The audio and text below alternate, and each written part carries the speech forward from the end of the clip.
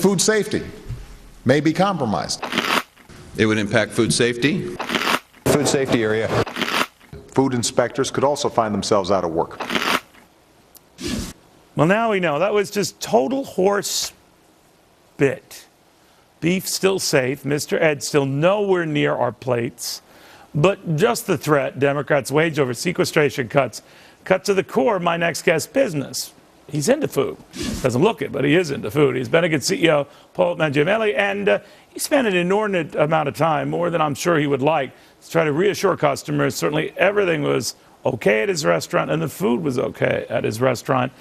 But I think that's probably a waste of your valuable hours. It absolutely is. Another fabulous example of draconian hyperbole. So here we have this scare tactics and misrepresentation that creates this adversity when it's already hard enough with rising commodity prices, rising gas prices, rising taxes. So now let's just have some scare tactics out there to have consumers even more trepidatious about going into any retail establishment. Did any of Paul ever say, well, I'm not sure all this beef is okay. I've heard something about beef inspectors being laid off, and maybe I'll just try the fish. Yeah. You know, I think the independent operator has more exposure to that. I think the chain operators like... But you weren't hearing from those guys that was the case? No, negative. We were not. All right, so because you know the other shoe to drop is that this is just a matter of time. You know, whether you're hearing from the Agriculture Secretary or Janet Napolitano and Homeland Security, these cuts are being rolled in. It's a grind, and it's going to eventually hit. Mm-hmm. Well, you know, again, this is not new news to us. This is something that we have been proactive on and have incorporated into our strategy as we go forward. So, but it's, you know, it's about perseverance. It's about thinking about 3 or 4 So you years don't put ahead. on your menu horse meat free? Not yet. No, okay. No. But we do encourage our competitors to do that. So. What do you make right now of this recent decline in consumer confidence? I don't know if those are your very same shoppers or patrons.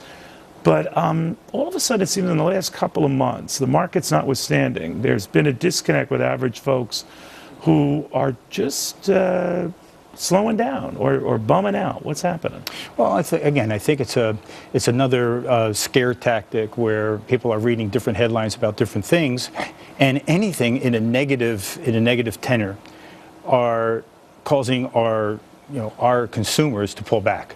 And it's not just Bennigan's, it's not just the food service, it's any retailer that sells anything anywhere. So there's a pullback, and because people we're scared now. And so we feel that effect more. Well, was so any of that post the payroll tax thing going back? You weathered that okay, but the argument is that it will hit and it will be felt, and even developments like today talk in Cyprus that they're going to tax people's bank accounts, and it's part of the scare out there, and will cause consumers to retrench. Well, it's a ripple effect. I mean, we are still going to see the impact of the drought from last year. Last year this time we were having 70-degree weather, and now we have snow.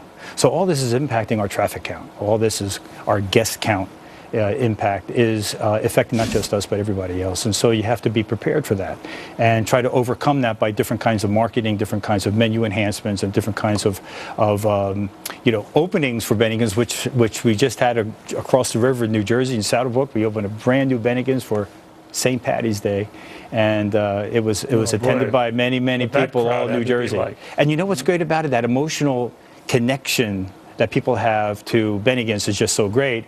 In fact, with the adversity and with the emotional connection to Bennigan's is one of the reasons that I was inspired to write the Bennigan's Return to Relevance. So Bleeding Green 25/8, which you'll love, because Bleeding Green is about Irish green. It's about St. Patrick's green. And so if you're so passionate about your brand, that even with the adversity that we're all having to deal with, that we bleed green and then work 25/8, because 24/7 is just not enough anymore, right? I mean, with everything that's coming at us left and right and upside down and sideways, you're going to have to put in more time. It's a mentality that we put in, not just 24/7, we put in 25/8 to overcome all these issues that are, confronting all of us. Well, good for you. Good for you. And good luck with the store. He's a big cheese at Bennigan's. Who knew it was Irish? All right.